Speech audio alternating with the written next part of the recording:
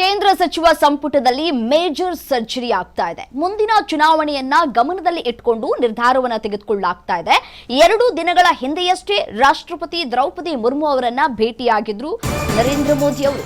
ಮೋದಿ ಬಳಿಕ ಇದೀಗ ಮುರ್ಮು ಅವರನ್ನ ಭೇಟಿಯಾಗಿದ್ದಾರೆ ಕೇಂದ್ರ ಗೃಹ ಸಚಿವ ಅಮಿತ್ ಶಾ ಭೇಟಿಯಿಂದ ಸಂಪುಟ ವಿಸ್ತರಣೆ ವಿಚಾರಕ್ಕೆ ಸಂಬಂಧಪಟ್ಟಂತೆ ಚರ್ಚೆಗಳು ಆಗುವಂತಹ ಸಾಧ್ಯತೆಗಳು ಹೆಚ್ಚಾಗ್ತಾ ಇದೆ.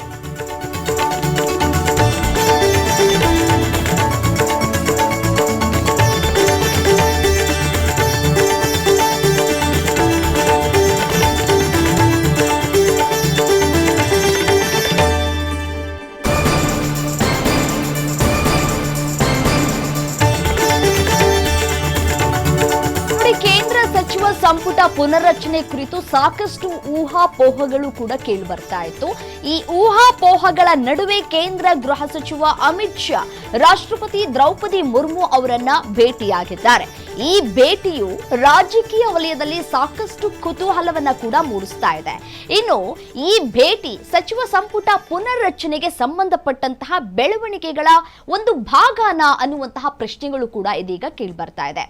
2 ದಿನಗಳ ಹಿಂದೆಯಷ್ಟೇ ಪ್ರಧಾನಿ ಮಂತ್ರಿ ನರೇಂದ್ರ ಮೋದಿ ಅವರು ಕೂಡ ಭೇಟಿಯಾಗಿದ್ರು. ವಿದೇಶ ಪ್ರವಾಸ ಮಾಡಿದ ಬಳಿಕ ರಾಷ್ಟ್ರಪತಿ ದ್ರೌಪದಿ ಮುರ್ಮು ಅವರನ್ನ ಭೇಟಿಯಾಗಿ ಒಂದಷ್ಟು ಮಾಹಿತಿಯನ್ನ ಕೂಡ ಹಂಚಿಕೊಳ್ಳುವಂತಹ ಕೆಲಸವನ್ನ ಕೂಡ ಮಾಡಿದ್ರು. ಅದರ ಬೆನ್ನಲ್ಲೇ ಇದೀಗ ಅಮಿತ್ ಶಾ ಅವರು ಭೇಟಿಯನ್ನ ಕೊಟ್ಟಿರುವಂತದ್ದು ರಾಜಕೀಯದ ಮಹತ್ವವನ್ನ ಕೂಡ ಪಡೆದುಕೊಳ್ತಾ ಇದೆ.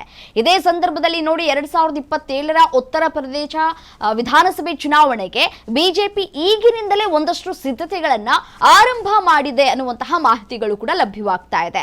ರಾಜ್ಯ ಘಟಕದ ಸಂಘಟನಾ ಪುನರ್ರಚನೆಯನ್ನ ಪಕ್ಷ ಅಧಿಕೃತವಾಗಿ ಘೋಷಣೆಯನ್ನ ಕೂಡ ಮಾಡಿದಂತೆ ಕಾಣಿಸ್ತಾ ಇದೆ. ಹೊಸ ಪದಾಧಿಕಾರಿಗಳ ಪಟ್ಟಿಯಲ್ಲಿ ವಿವಿಧ ಸಾಮಾಜಿಕ ವರ್ಗಗಳಿಗೆ ಸಮರ್ಪಕ ಪ್ರಾತಿನಿಧ್ಯವನ್ನ ನೀಡೋದಕ್ಕೆ ಬಿಜೆಪಿ ಪ್ರಯತ್ನವನ್ನ ಮಾಡ್ತಾ ಇರುವಂತದ್ದು ಇಲ್ಲಿ ಗಮನವನ್ನ ಕೂಡ ಸಾಕಷ್ಟು ಸೆಳೀತಾ ಇರುವಂತದ್ದು.